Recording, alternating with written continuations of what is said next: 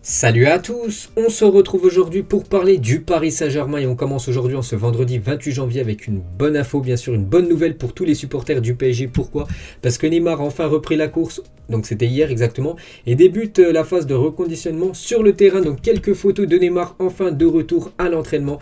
Donc voilà tout, bon peut-être content bien sûr de reprendre, on va dire l'entraînement avec le Paris Saint-Germain. Voilà déjà c'est un peu musculaire bien sûr, vu que ça fait déjà depuis plusieurs mois qu'il n'a pas joué, depuis fin novembre, qu'il n'a pas joué un match de football à cause de sa grave blessure qu'il avait eu lors du match contre l'AS Saint-Etienne. Donc voilà quelques photos bien sûr de Neymar en train de voir, en train de toucher un ballon, et ça bien sûr ça fait plaisir à quasiment une vingtaine de jours de ce match très important bien sûr contre le Real Madrid, ce match de Ligue des Champions. Et Neymar les gars, donc il a eu la visite il y a quelques jours de Kanye West, donc un rappeur américain lui a offert un maillot, donc voilà Kanye West numéro 10 du côté du PSG. Et toujours avec Neymar, donc vous savez depuis quelques jours il y a son documentaire Neymar le chaos parfait sur Netflix, et très heureux, je n'aurais jamais imaginé qu'un jour une partie de mon histoire serait racontée sur voilà, Netflix bien sûr, et quelques infos les gars sur Neymar lors de ce documentaire.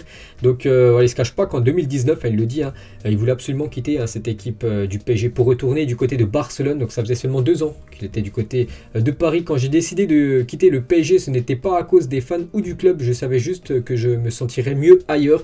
Et son père, les gars, le dit dans ce documentaire, il voulait quitter le PSG en 2019 pour revenir au Barça. On a essayé de quitter le PSG à l'amiable, mais ça n'a pas marché bien sûr. Et du coup, il est resté 3 saisons de plus, jusqu'en 2022. N'oubliez pas qu'il a prolongé bien sûr l'aventure du côté du PSG, le joueur brésilien. On va parler du programme du Paris Saint-Germain. Donc ce week-end, pas de match pour le PSG, ça sera plutôt lundi soir les gars, lundi 31 janvier, ce Paris Saint-Germain-Nice à 21h15. Ça sera la dernière affiche des 8e de finale de Coupe de France. C'est comme un gros morceau à Nice, parce que si on regarde dans le championnat, c'est le premier contre le deuxième. Donc voilà, gros morceau bien sûr. Ensuite, ça sera Lille-PSG, là aussi un gros morceau. Ensuite, PSG-Rennes, gros morceau, mais pas que Rennes est la seule équipe à avoir battu le PSG en championnat cette saison. Et ensuite, voilà ce match qu'on parle beaucoup les gars, qu'on parle de plus en plus bien sûr, ce PSG Real Madrid. Quelques photos de l'entraînement du jour. Donc tout d'abord Marco Verratti les gars, voilà Marco Verratti toujours très serein bien sûr avec le ballon. On peut voir aussi Icardi en fond d'image. Et une petite info les gars concernant Marco Verratti, donc avec son doublé qu'il a inscrit il y a quelques jours contre Reims, donc il a obtenu une nouvelle carte, une carte boost on va dire dans le jeu FIFA. Donc il est noté à 88 de note générale, donc parfait bien sûr pour l'italien. Une petite photo bien sûr de Xavi Simons maintenant qui s'entraîne avec le groupe professionnel. N'oubliez pas en début de saison il s'entraînait seulement avec le U19 de l'équipe du PSG, lui et Michou depuis quand même quelques semaines sont, voilà, on va dire enfin dans le groupe professionnel. Donc voilà une petite info sur Xavi Simons. Une petite photo de Léo Messi les gars, souriant Léo Messi à l'entraînement aujourd'hui, voilà ce matin, donc ça fait plaisir en espérant le voir contre Nice. Il devrait être de retour, voilà Messi qui n'a toujours pas joué cette année à cause du Covid bien sûr. Voilà Léo Messi. Je crois qu'il ne sais même plus s'il avait joué le dernier match ou pas. Voilà, peut-être je dis une bêtise, bref. Donc voilà, il devrait être de retour les gars, Léo Messi bien sûr, contre l'équipe de Nice dans quelques jours s'il a joué. Voilà, je dis une bêtise, bref. N'écoutez pas ce que j'ai dit juste avant. On continue avec Wijnaldum lui aussi les gars.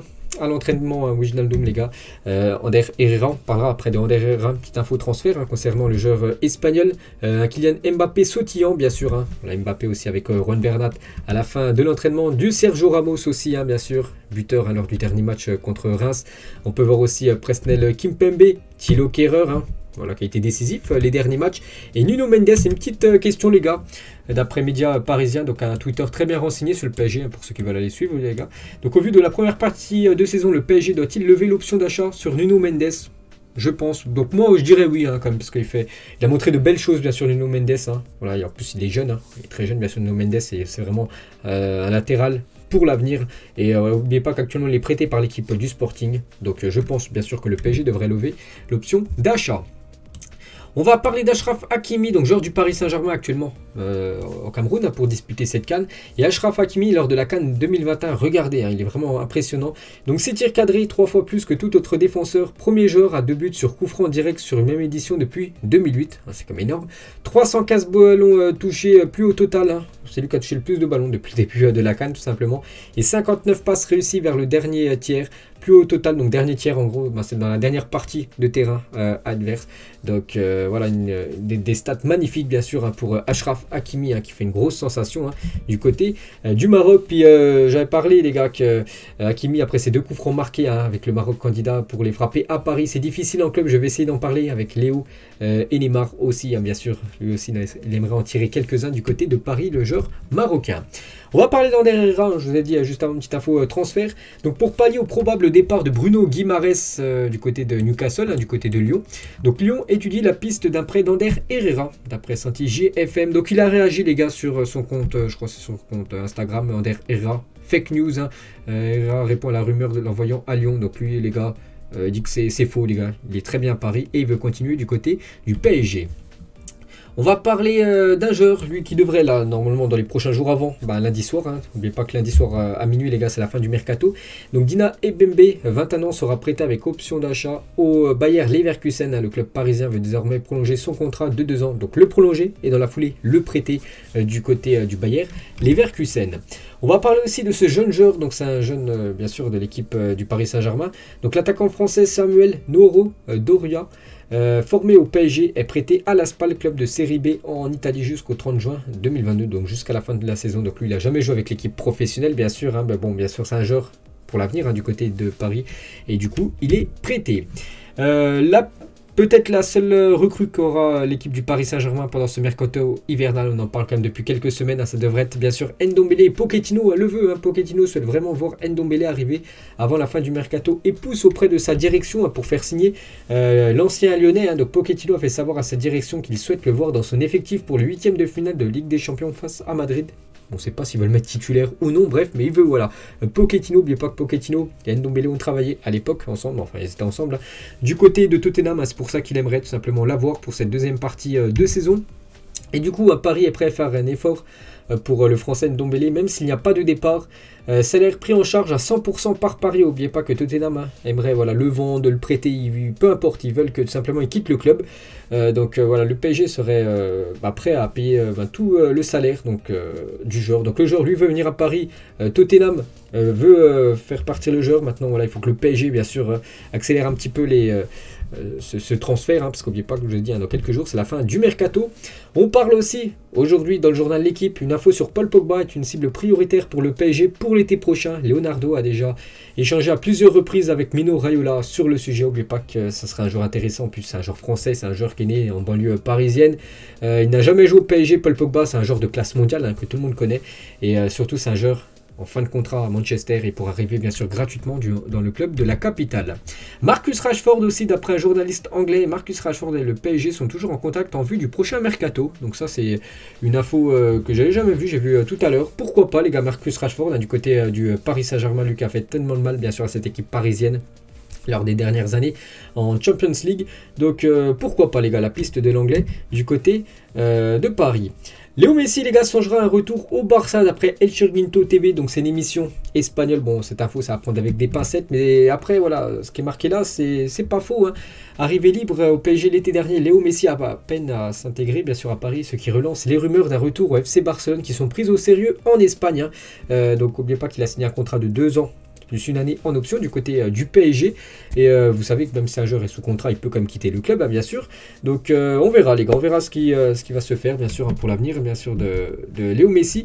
Et Dembélé vers le PSG, là probable indice espagnol parce que Moussa Sissoko, donc l'agent de Ousmane Dembélé, vous savez qu'Ousmane Dembélé, dernières infos, il devrait quitter cette équipe du Barça.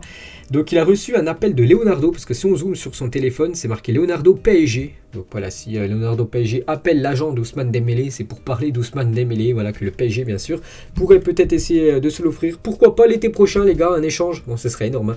Moi, vraiment, je serais pour, les gars. Bon, Messi, il retourne du côté du Barça. Et du coup, bon, après, vu que Dembélé, il est en fin de contrat, donc ce serait un joueur qui arriverait gratuitement, il faudrait quand même que le Barça débourse de l'argent, bien sûr, pour Léo Messi, s'ils veulent faire revenir le joueur argentin. Vous savez que dans le foot, tout peut arriver. Pourquoi pas, les gars, on verra ce qui sera décidé dans les prochains jours concernant surtout Ousmane Dembélé. On revient 4 ans jour pour jour en arrière. Edinson Cavani marquait son 157e but au PSG, devenant ainsi le meilleur buteur de l'histoire du club. Il est actuellement toujours meilleur buteur. Il a inscrit 200 buts du côté de Paris, le classement. Voilà le podium. Donc Cavani 200 buts Ibrahimovic 156, donc du coup c'est pour ça qu'il y a 4 ans jour pour jour. Cavani marquait ce 157e et devenait le meilleur buteur du PSG. On peut voir Mbappé 151 bien sûr, juste derrière Kylian. Mbappé est très jeune, ça qui restera encore quelques saisons du côté de Paris. Il deviendrait certainement le meilleur buteur de l'histoire du club. On va souhaiter un joyeux anniversaire à Buffon, les gars, ancien gardien du Paris Saint-Germain. Il fête aujourd'hui ses 44 ans. Buffon, un bon anniversaire à lui. On va parler de Thibaut Courtois, le gardien du Real Madrid, futur adversaire du Paris Saint-Germain, bien sûr en Ligue des Champions. Donc il prévient le PSG. Le PSG est un rival coriace et ça sera une rencontre très difficile et compétitive. Ce sera une finale avant l'heure, mais le Real Madrid est à un bon niveau et je pense que nous pouvons nous qualifier, bien sûr. Voilà, pour moi c'est du 50-50 les gars, ce Real Madrid, Paris Saint-Germain. On verra les gars tout ce qui sera décidé bien sûr dans cette rencontre. Sergio Ramos, bon, ce qui a à cœur de jouer contre son ancien club, cette équipe du Real. Donc le PSG est une grande équipe. Elle n'a pas beaucoup d'années d'histoire, mais elle a un projet unique et tous les joueurs veulent aujourd'hui venir du côté de Paris. Et c'était excitant, émouvant et aussi compliqué de rejoindre le Paris Saint-Germain car ça faisait plusieurs années que j'étais à Madrid.